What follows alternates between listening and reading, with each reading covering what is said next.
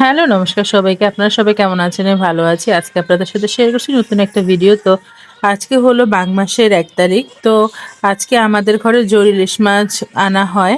তো জোর ইলিশ মাছের নিয়ম কি আমরা আম দুর্গাপূজার দশমীর পরে আমরা আর ইলিশ মাছ খাই না। আবার মাঘ মাসের ১ তারিখ থেকে আমরা ইলিশ মাছ খাই। যদি একাদশী বা রোববার না পড়ে বা কোনো ধরনের নিরামিষ না থাকে তবে। তো এর আগে আমরা কলস শাক খাই না। ইলিশ মাছ ঘরে যেদিন আনে সেদিন আমাদের ঘরে কলস শাকও আনে। আর হলো ইলিশ মাছের সাথে নিয়ম জোড়া ইলিশ মাছ আর জোড়া বেগুন আনতে হয়, সাথে কাঁচা লঙ্কা, কলস শাক আর লাউ আনতে হয়। তো আজকে আমাদের এই দিনে রান্না করতে হয় ইলিশ মাছ তেল ছাড়া বেগুন দিয়ে, তারপরে লাউ ঘন্ট ইলিশ মাছের মাথা দিয়ে রান্না করা হয় আর কলস শাক রান্না করা হয়। তো সেটাই আজকে আপনাদের সাথে শেয়ার করব যে কিভাবে রান্না করা হয় বা মা কিভাবে রান্না করে সেটা আপনাদেরকে আজকে আমি দেখাবো। তো এখানে খালা মাছগুলো কেটেছে আর মা একদম সব দেখিয়ে দিয়েছে। আজকে মাছের কিছুই ফালানো হবে না, শুধু আঁশটাকে ভালো করে আঁশটাকে ফেলে তারপরে ওই আঁশটা আবার ঘরের এক জায়গায় একটু রেখে দিতে হয়। আগে তো কাঠ ছিল, কাঠের উপরে রাখা হতো, ওটা নাকি বলা হতো যে এটা নাকি স্বর্ণ হয়ে থাকে। তো যাই হোক, এখন তো আর কাঠ নেই। তো মা একটু করে একটা জায়গায় একটু বাটি দিয়ে ঢেকে রাখে, পরের দিন হোক বা আর একদিন পরে হোক তখন আবার এটাকে ফেলে দেয়। তো আজকে ইলিশ মাছ যেহেতু কোনো রকম তেল দিয়ে রান্না করা যাবে না, নিয়ম নেই, তাই প্রথমে জলটাকে এই হলুদ তারপরে হলো কাঁচা লঙ্কা দিয়ে ভালো করে ফুটিয়ে নেবে।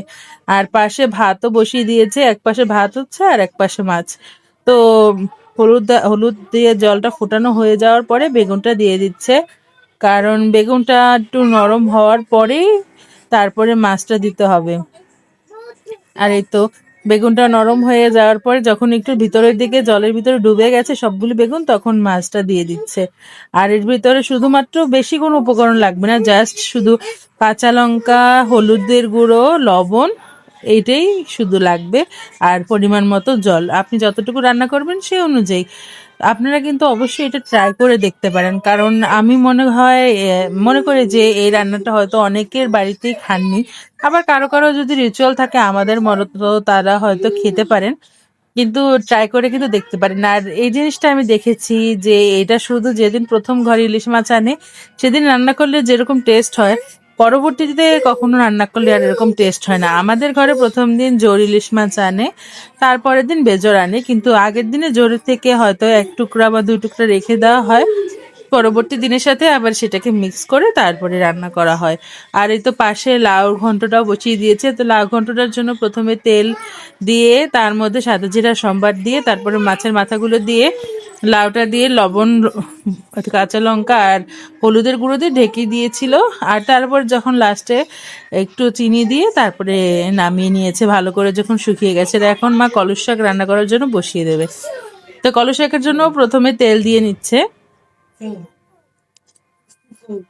আর তেলটা কলস শাক একটু বেশিই লাগে, আর অনেকটা পরিমাণ, যেহেতু কলস শাক ১ কেজি কলস শাক রান্না করতে অনেকটা পরিমাণ তেল লাগবে।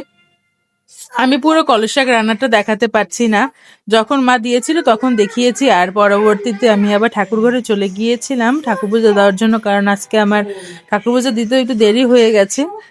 তো এই তো প্রথমে শুকনো লঙ্কাটা সম্বার দিয়ে তারপরে শাকটা পরিমাণ মানে পুরোটা শাকটা সুন্দর করে দিয়ে দিচ্ছে মা চামচ দিয়ে, কারণ অনেকটা শাক তো হাত দিয়ে দিলে হাতে লেগে যাবে, তার জন্য চামচ দিয়ে দিচ্ছে। তো শাকটা দেওয়ার পরে একটু হালকা জল দিয়েছিল, যেহেতু কালকে রাত্রে শাকটা কাটা। তো শাকটা যদি একটু জল না দেয় তাহলে একটু নরম হবে না ভালো। তো এই জন্য শাকটা দেওয়ার পরে হালকা একটু জল দিয়েছিল, বেশি না, অল্প একটু জল দিয়ে তার মধ্যে হলুদ, লবণ আর একটুখানি অল্প পরিমাণ, বেশি না, একটু কাঁচা লঙ্কা দিয়েছে। এই হলো গিয়ে রান্না করার উপকরণ কলস শাক। আর এই তো মাছও প্রায় হয়ে এসেছে। দেখছেন কালারটা দেখে আপনারা বুঝতেই পারবেন না যে এটা কোনো তেল ছাড়া মাছ রান্না। আপনারা কিন্তু অবশ্যই একদিন ট্রাই করে দেখবেন। আমি মনে করি যদি ট্রাই করে দেখেন, যারা মনে করেন তেল কম দিয়ে খেতে ভালোবাসেন বা হেলথ কনসিয়াস, তারা কিন্তু অবশ্যই ট্রাই করে দেখতে পারেন। আর যারা হেলথ কনসিয়াস না তারাও কিন্তু ট্রাই করে দেখতে পারেন, এটা কিন্তু আসলে অনেক টেস্টি হয়। তো রান্না বান্না হয়ে গেছে, আমিও পুজো দিয়ে চলে এসেছি। এর মধ্যে বাবু মনুকে নিয়ে খাওয়া কমপ্লিট হয়ে গেছে। আজকে আর মনুকে নিয়ে বাবুর খাওয়াটা ভিডিও করতে পারিনি, সেটা কিন্তু আপনারা অনেক পছন্দ করেন আমি জানি। আর এখন মা পলাশ ভাইকে আর হলো গিয়া খালাকে খাবার দিয়ে দিয়েছে, আর আমার ভাতটাও বেড়েছে। তো আমাকে খেতে দিয়ে তারপরে মা খেয়েছে। তো মা যে খেয়েছিল সেটা আর আমি ভিডিও করতে পারিনি। তো এই তো আমাদের সব রান্না বান্না খাওয়া দাওয়া চলছে। ভালো লাগলে লাইক করবেন, শেয়ার করবেন, একটা ফলো করে দেবেন, একটা সাবস্ক্রাইব করতে ভুলবেন না। সবাইকে অনেক অনেক